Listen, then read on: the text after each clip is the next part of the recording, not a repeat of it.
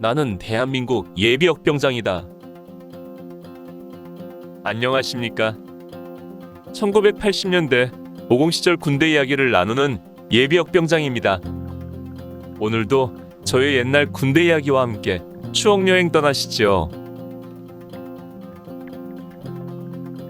나의 일병 시절 31번째 이야기. 6번 교육사열 160km 대행군.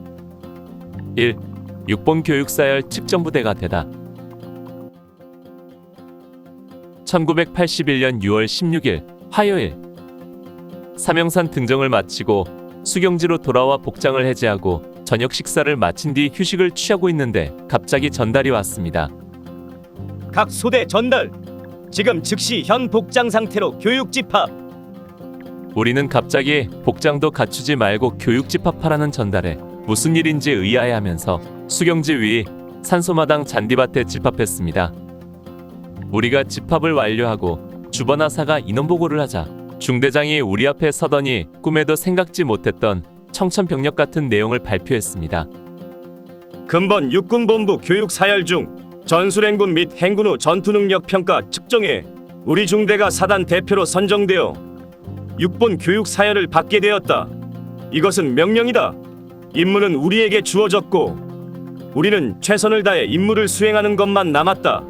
그 대신 산악훈련 후 100km 행군은 없다. 그러면서 중대장이 전하는 6번 교육사열 내용은 이런 것이었습니다. 우리 중대는 17일 20시에 자대에서 출발하여 지도 섹타상으로 108km를 행군하여 인제 원통의 칠성고개 주변 목표를 공격 점령하는 육군본부 교육사열 측정 임무를 사단 대표로 수행하게 되었다. 그러면서 교육사열 행군에 대한 몇 가지 사항들을 전달하고 해산했습니다. 우리는 갑자기 술렁거리기 시작했습니다. 마른 하늘에 날벼락이라더니 이게 무슨 소리란 말인가? 우리는 이번 일이 그리 간단하지 않다는 것을 깨달았습니다. 그러면서 이번 훈련에 대한 악조건들이 즉시 두런두런 전해지기 시작했습니다. 먼저 행군거리였습니다. 섹타상으로 108km인데 그것은 지도상에서 콤파스로 측정되는 거리이기 때문에 실제 행군거리는 120km 이상이 될 거라는 것입니다. 그리고 원통에서 상황을 끝내고 자대까지 40여 킬로미터를 다시 행군해서 돌아와야 하기 때문에 총 행군거리는 160여 킬로미터에 달한다는 것이었습니다. 두 번째는 행군 날짜와 시간이었습니다. 바로 다음 날인 6월 17일 밤 8시에 출발하여 19일 정오까지 모든 상황이 완료되어야 한다는 것입니다. 이는 앞으로 24시간 뒤 곧바로 출발해야 한다는 것이고 이는 행군을 대비하여 준비할 시간이 전혀 없다는 말이었습니다. 또한 우리에게 주어진 교육사열 총 40시간 중 중간 집결지행동 4시간, 식사 5번 5시간을 뺀 31시간 동안에 120여 킬로미터를 걸어야 하기에 전술행군을 하면서도 1시간에 4km를 꾸준하게 걸어야 한다는 것이었습니다. 고갯길이 많은 강원도 도로에서 행군간 각가지 전술적 상황이 주어지는 교육사열 측정이기 때문에 이 속도를 계속 유지하면서 모든 상황에 대처한다는 것이 그리 쉬운 일은 아니었던 것입니다. 세 번째는 6번 교육사열이다 보니 모든 편제 장비와 군장을 FM대로 지참해야 한다는 것입니다. 우리 화기소대 총분대는 기관총과 삼각대, 예비총열 주머니의 모든 내용물을 모두 지참해야 하고 포분대 역시 60mm 박격포와 포판, 위장망 등 모든 장비를 들고 행군해야 한다는 것입니다. 거기에 우리 기관총은 공포탄까지 수령하여 지참해야 합니다. 이것은 일반 소총수에 비해 두세 배의 고난을 요구하는 것이었습니다. 네 번째는 행군 중에 5번의 식사를 해야 하는데 그 중에 세 끼니는 우리가 직접 일정쌀과 부식을 수령하여 밥을 취사해 먹어야 한다는 것입니다. 나머지 2끼는 개발 전투 식량인 국산 시레이션으로 해결한다고 했습니다. 완전 군장의 모든 편제 장비와 공포탄을 지참하고 거기에 새끼의 주부식을 수령하여 지참하면 군장의 무게는 돌덩이처럼 무거워질 수밖에 없었고 이는 우리 쫄병들에게 엄청난 부담이 될 수밖에 없는 상황이었습니다. 정말 청천벽력 같은 상황이었습니다. 겨우 유격을 끝내고 좀 편안히 산악훈련장에서 쉬다가 100km 행군을 해서 돌아가려던 생각은 우리에게는 호사였던 것입니다. 어찌 이리 재수가 없단 말인가.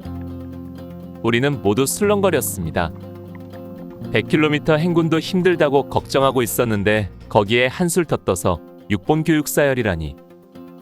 육군본부 교육사열 측정이 그리 쉽게 걸리는 훈련이 아니었습니다. 어쩌면 많은 군인들은 한 번도 육본 교육사열을 받지 않고 전역할 것이고 그런 훈련이 있는지조차 모르는 군인들도 많을 것입니다. 그런데 그런 큰 측정을 어찌 우리가 걸려서 수행해야 한단 말인가.